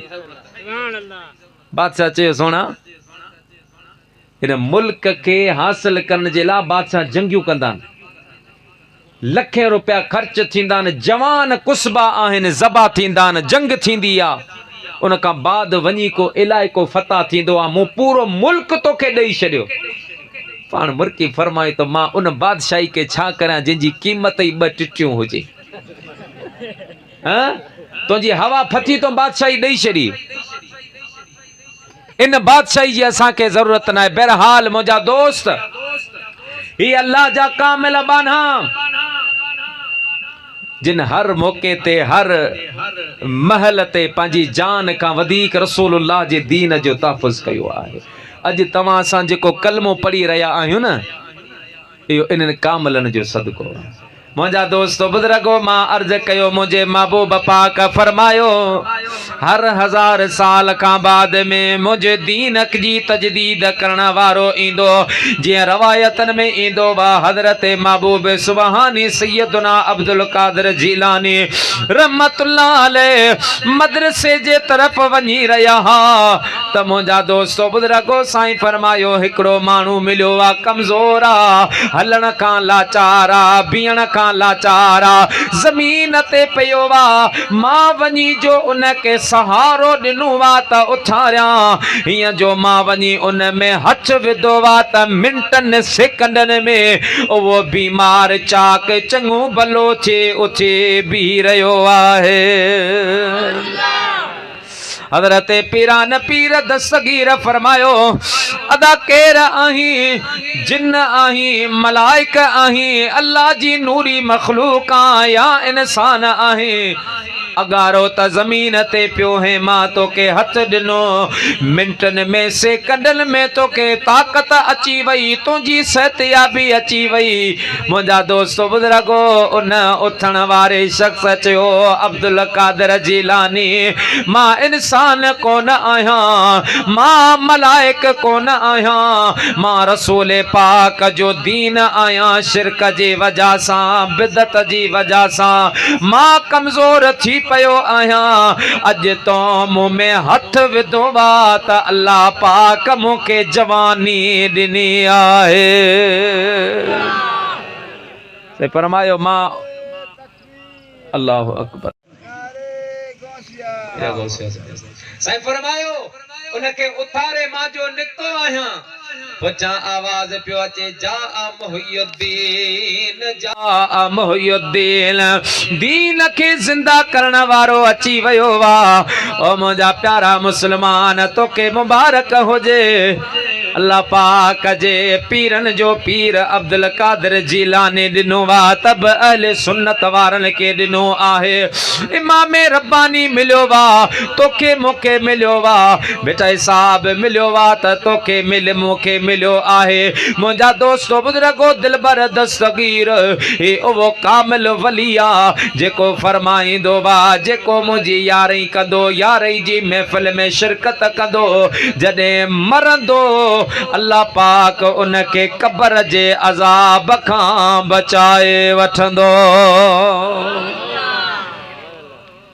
पंहिंजे पाकिस्तान जो हिकिड़ो जय्यद आलिम थी गुज़रियो आहे, मौलाना मुफ्ती मोहम्मद उमर अशरवी रहमतुल्लाह अलैह। मौलाना अब्दुल तवाब अशरवी जो वालिद साहब मुनाज़िर अहले सुन्नत मौलाना मुफ्ती मोहम्मद उमर अशरवी रहमतुल्लाह अलैह, वॾो जय्यद आलिम। पोइ उन जो हिकिड़ो ख़लीफ़ो हो, मोहम्मद कासिम हुन जो नालो हो। वाढ को कम कंदो हो, ढखण हो, कारपेंटर हो। पर हुन जी आदत हुई ॾींहं जो दुकान हलाईंदो हो, मगरब जी नमाज ते दुकान बंदि करे हज़रत मौलाना मुफ्ती मोहम्मद उमर अशरवी जी ख़िदमत कंदो। बेटा साहब रहमतुल्लाह अलैह फरमायो कुतो थी गुज़ार वनी दर दोस्त जे कन वधीन तब कुछ यकीन की पर को चाणी पार सुबुह वींदा शिकार मन वठी नियल पाण से रया अथई रात सुबुह वींदई साझरी लुआ लुआ मज लतीफ़ चए कर इनल जी तात पोहिया जोगियन संदी जात यार बे भेरे भाग मिले। सही कलीबो कासिम रहमतुल्लाह अलैह मुंहिंजा प्यारा दोस्तो बुजुर्गो साईं जी ख़िदमत कंदो वा। हिकिड़े ॾाढे ख़लीफ़ो मोहम्मद कासिम रहमतुल्लाह अलैह पंहिंजे दुकान ते वेठो वा त हिकु मर्द ऐं औरत ख़लीफ़े जे दुकान ते आया। नारे तकबीर, नारे रिसालत, नारे तहकीक उलमा अहले सुन्नत। अल्हम्दुलिल्लाह तव्हांजी उथल जी ॼातल सुञातल शख्सियत फाज़िल जलील आलिम नबील अल्लामा व मौलाना बिरादर में मोहतरम अल्लामा शाहिद रज़ा अत्तारी दामत बरकातुहुल आलिया तशरीफ़ फरमा थिया। पंहिंजे तरफ़ां बि जलसे वारनि जे तरफ़ां बि साईं जिन खे ख़ुशि आमदीद चऊं। प्यारा दोस्तो मौलाना मोहम्मद उमर अशरवी जे ख़लीफ़े मोहम्मद कासिम जे दुकान ते हिकु मर्द हिकु औरत आया ऐं ईंदे साण अर्ज़ कन लगा ख़लीफ़ा भला सिर्फ़ मौलवियुनि जी ख़िदमत कंदो आहीं या उन्हनि खां हासिल बि कयो अथई? पाण फरमा लगा मूंखे मुर्शिद जे उस्ताद जे दर तां सभु कुझु मिलियो वा। उहे चवण लगा पो ख़लीफ़ा असां बि कुझु वठण आया आहियूं। पाण फरमायो घोरो छा था चओ? चवण लगा असांजे मथां कर्ज़ आहे, ॾाढा परेशान आहियूं, कर्ज़ नथो लहे। को अमल ॿुधा, को वज़ीफ़ो ॿुधा, जेको अमल असां कयूं असांजो कर्ज़ लहे वञे। ख़लीफ़े मोहम्मद कासिम फरमाया बा जे कर्ज़ लाराणो आहे त वञी मुंहिंजे दिल भर दस्तगीर जो 11 यारियूं करियो अवांजो कर्ज़ लही वेंदो। ई मुंहिंजो पंहिंजो अमल आहे। त अचण वारनि चयो ख़लीफ़ा असीं 11 व 12 खे मञण वारा आहियूं ई कोन, असीं आहियूं वाबी। ॿियो को अमल ॿुधा? पाण फरमायो न ॿियो अमल मूं वटि कोन्हे, मां त इहो ई ॿुधो वा त 11 12 जिन तुंहिंजी कई आ रिज़्क़ में बरकत तिल जे पई आ। 11 12 जिन तुंहिंजी कई आ रिज़्क़ में बरकत तिल जे पई आ। पर हा पंजूणा हेल ॾहूणा ऐं दे थींदा छो न अमीर तालिब मां मुंहिंजो मुर्शिद तूं आ। दुनिया जा रहबर दम दस्तगीर कसम खुदा जो क़यामत ताईं फैज़ पिया वठंदा पीर फ़कीर तालिब मां मुंहिंजो मुर्शिद तूं आ। मुंहिंजा प्यारा मुस्लमान भाइरो ख़लीफ़े साहब फरमायो अदा मुंहिंजो पंहिंजो इहो अमल आहे, इन खां वधीक ॿियो को अमल मूं वटि कान्हे। त उन्हनि अचण वारनि चयो मोहम्मद कासिम अगरि इहा ॻाल्हि आहे त पोइ असां 11 करियो था, पर हिकिड़ो शर्त आहे असांखे लिखी ॾे 11 करण सां अगरि कर्ज़ लही वियो त असां तुंहिंजी जमात में ईंदासूं। अगरि कर्ज़ न लथो त तोखे असांजे पार्टीअ में अचणो पवंदो। ख़लीफ़े साहब बि न सोचो न समझो, लिखी ॾेई चबा लिखो अगरि कर्ज़ लही वियो त तव्हां असांजी जमात में, कर्ज़ न लथो त मां तव्हांजी पार्टीअ में शामिल थींदुसि। 2 कागज़नि ते लिखियो वियो वा। हिकु कागज़ ख़लीफ़े पाण वटि रखियो वा, ॿियो हुननि जे हवाले कई आहे। उहे त रवाना थी विया। पुठियां खलीफ़े साहब जो दिमाग़ कम कयो, सोचण लॻो यार ही मां छा कयो, मां त ईमान जो सौदो करे छॾियो आहे। मुंहिंजो रब मर्ज़ी वारो वाह, जियां चाहींदो वाह इयां कंदो आहे। रब करीम खां केर पुछण वारो नाहे। जेके अल्लाह पाक दुनिया में ज़लील करे उनके केर मोहतरम नथो बनाए।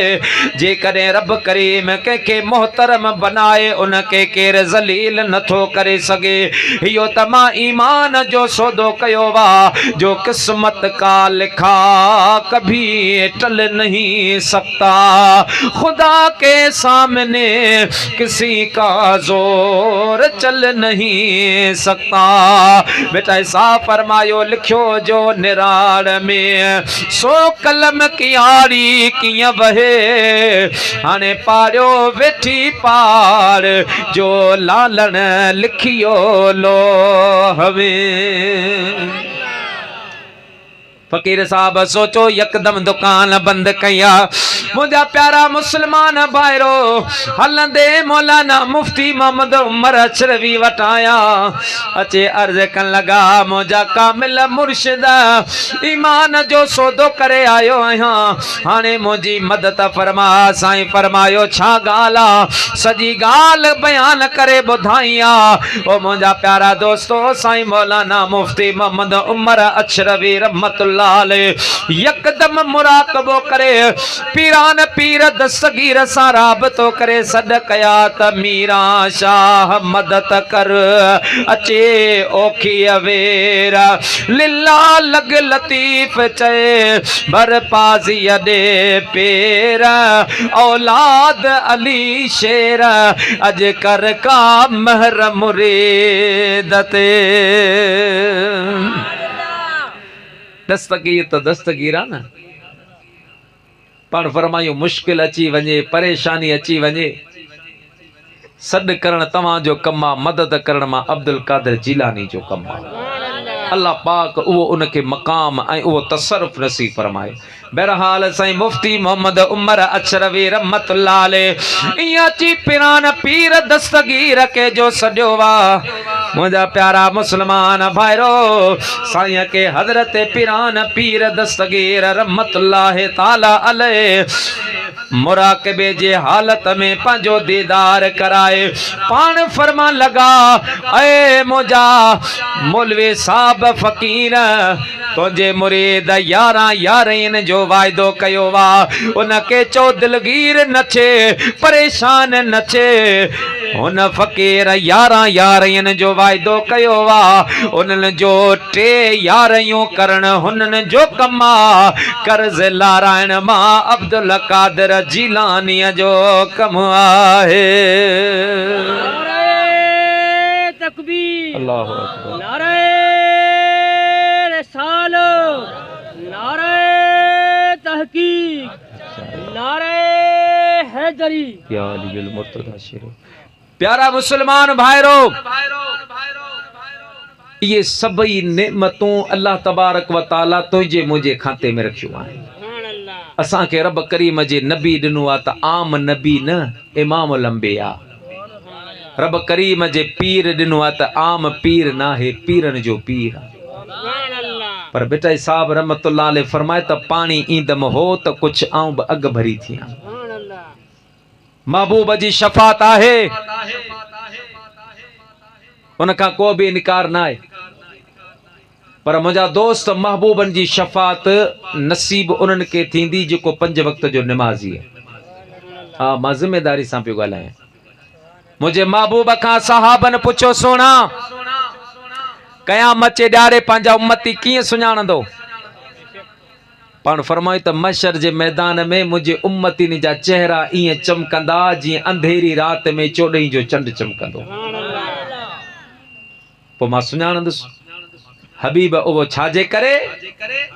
पाण फरमायो मुंहिंजा जेकी उम्मती आहिनि उहे निमाज़ी हूंदा ऐं निमाज़ जे वुज़ूअ जी बरकत सां अल्लाह तबारक व ताला उन्हनि जे चेहरनि में रब्बुल आलमीन नूरानियत पैदा फरमाईंदो। ऐं मुंहिंजा प्यारा मुसलमान भाइरो, निमाज़ इस्लाम जो अहम रुकन आहे, अहम फरीज़ो आहे। खुदा रा निमाज़ जी तोखे पारत आहे। असां खां जिहाद वियो तहजिद वया बुझा दोस्तो बुजुर्गो बच्चा कुर्बान करण वारो जज्बो अज तो में मुंह में ना है पर कम से कम 5 वक्त जी नमाज पढ़ 5 वक्त पंहिंजे रब जे दर जी हाज़िरी दे जे रब करीम तोखे इंसान बनायो हाँ सेहत ॾिनी आहे अञा जे मुंहिंजी ॻाल्हि तोखे सम्झ में न अचे त मिठा कॾहिं अस्पताल जो चक्कर लॻाईंदो कर अस्पताल जो चक्कर लॻाए ॾिस तोखां वधीक हसीन तोखां वधीक खूबसूरत तोखां वधीक पैसे वारा तोखां वधीक ताकत वारा पर ज़मीन ते हिकु कदम हलण जे लाइ उहे तरसी रहिया आहिनि मुंहिंजा मिठा पैसो बि आहे दौलत बि आहे पर मानी खाइण जे लाइ सिकी रहिया आहिनि जूस पियारियो या इंजेक्शनूं लॻायो उनजो वक़्तु पियो करियो वञे अल्लाह पाक तोखे सिहत ॾिनी आहे इन सिहत जो क़दर कर ज़िंदगी ख्वाब मिसल आहे गुज़री वेंदी पर जेके 4 कदम अल्लाह जे रस्ते ते खयल हूंदा न अल्लाह जो कसम आहे क़ब्र में बि कमु ईंदई महशर जे मैदान में बि कमु दुनिया जे लाइ सभु कुझु करियूं था आख़िरत जे लाइ बि करियो न साईं दुनिया सभु कुझु चवंदो बाबा मरणो आहे दुनिया छॾणी आहे दुनिया फानी आहे पर उनजे बावजूद भी घर भी ठायूं था ज़मीन भी करियूं था कारोबार भी करियूं था बैंक बैलेंस भी रखूं था 4 पैसा जमा करे रखूं था पर मिठा उन जिंदगी जे लाइ तो कहिड़ो अमल कयो आहे जिते मौत जो तस्वुर ही ना आहे मरणो उते मौत आहे ही कोन को हमेशा हमेशा रहणो इन जे लाइ ज़रूर आहे त 5 वक्त जी नमाज ऐं सालिहीन जी सोहबत फ़कीरन जी सोहबत कम ईंदी दुनिया में भी शेख सादी रहमतुल्लाह अलैह फरमायो त मूंखे मुंहिंजे मुर्शिद ईअं बांह खां वठी तसल्ली ॾिनी त सादी तो दिलगीर न थी तुंहिंजो अल्लाह वारनि सां ताल्लुक़ आहे पर फरमायूं कि शुनीदम के दर रोज़ उम्मीदो बीम बदारा ब नेका ब बख्शद करीम पान फरमाए तो मूंखे मुंहिंजे मुर्शिद ॿुधायो त क़यामत जे ॾियारे अल्लाह तबारक व तआला गुनाहगारनि खे पंहिंजे नेक बाननि जे सदके माफ़ फरमाए जन्नत में मोकिलींदो सालिहीन जी सोहबत उलमा सां मोहब्बत ऐं बिलख़ुसूस मुंहिंजा प्यारा मुस्लमान भाइरो हिन दौर अंदर जेके भी असांजो अहले सुन्नत व जमात जो तंज़ीमूं आहिनि जेके कम करे रहियो आहिनि उहे सभई असांजो आहिनि यादि रखो ये फिरका मुझा दोस्त बुजुर्ग यो पार्टियों न जेको भी या रसूल अल्लाह चवण वारो आहे उनके पंहिंजे मथे जो ताज मञींदा करियो उनके अखियुनि जो नूर मञींदा करियो ये सोच पंहिंजे दिल दिमाग़ मां कढ त इहो फिलाने जो मुरीद आहे इहो फिलाने जो मुरीद आहे न बस इहो चओ त जेको या रसूल अल्लाह चवण वारो आहे उहो असांजे सिर जो साईं आहे उहो असांजे गले जो हार आहे मोहब्बत पाण में पैदा करियो मुंहिंजा दोस्तो बुजुर्गो ऐं उनखां अलावा बिलख़ुसूस पंहिंजे बच्चन के अहले सुन्नत व जमात जे मदरसे में दाख़िल कराए ज़रूरत आहे वक़्त जी जेके असांजा मुखालिफ़ आहिनि उहे मुख़्तलिफ़ तरीक़नि सां कॉलेजनि में यूनिवर्सिटियुनि में मुंहिंजा दोस्त बुजुर्गो प्राइवेट स्कूलनि में ट्यूशन सेंटरनि में उनजो कमु हले पियो ऐं असांजी इन शइ जे मथां तवजा न आहे ऐं असां इहो बि तव्हांखे कोन था चवंदा हुआ पंहिंजे ॿारनि खे मुलूं बनायो असां सिर्फ़ु एतिरो चऊं था त पंहिंजे बच्चनि खे एतिरी तालीम ॾियो एतिरो दीन जी उनखे तव्हां मालूमात ॾियो जो उनखे नमाज़ जी ख़बर हुजे रोज़े जे तरीक़े जी ख़बर हुजे ऐं एतिरो पंहिंजे बच्चे खे पढ़ा जो तूं मरी वञे त तुंहिंजे बच्चे खे तुंहिंजी क़बर जे मथां फातिहा पढ़ण जो तरीक़ो अचणु खपे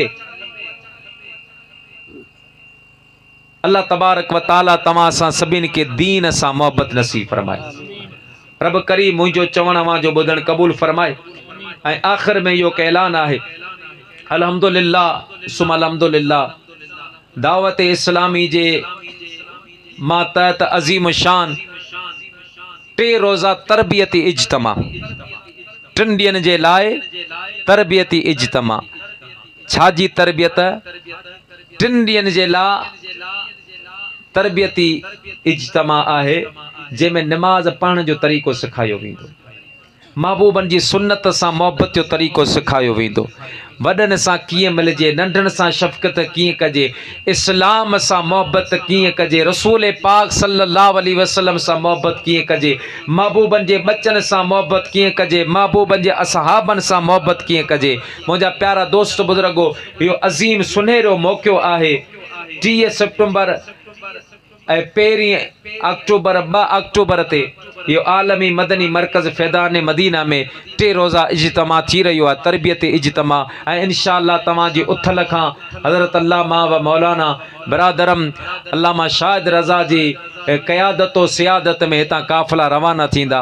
ऐं तव्हांखे इहो बिरादरानो इहो तजवीज़ बि ॾियां थो, अर्ज़ बि करियां थो, गुज़ारिश बि करियां थो ऐं बाक़ाइदा मिंथ बि करियां थो त अल्लाह ऐं अल्लाह जे महबूब जे ख़ातिर 3 ॾींहं तव्हां इन काफ़िले में ज़रूरु सफ़र करियो। 3 ॾींहं अल्लाह ऐं अल्लाह जे रसूल जे ख़ातिर तव्हां निकिरी पो, राह ख़ुदा जा मुसाफ़िर थी पो। थी सघे तो इहे 3 ॾींहं सुभाणे क़यामत जे ॾींहुं तोखे मूंखे कमु अची वञे। इन अल्लाह जे कामिल बाननि जी सोबत ऐं मोहबत में वेहण जे करे रब्बुल आलमीन थी सघे तो तुंहिंजी मुंहिंजी दुनिया आख़िरत खे तब्दील फरमाए छॾे। अवां सां इहा पुरज़ोर अपील आहे त दावत इस्लामी जी ज़ैर एहतमाम जेको तरबियत इज्तिमा आहे उन में भरपूर अवां खे शिरकत जी दावत ॾिजे।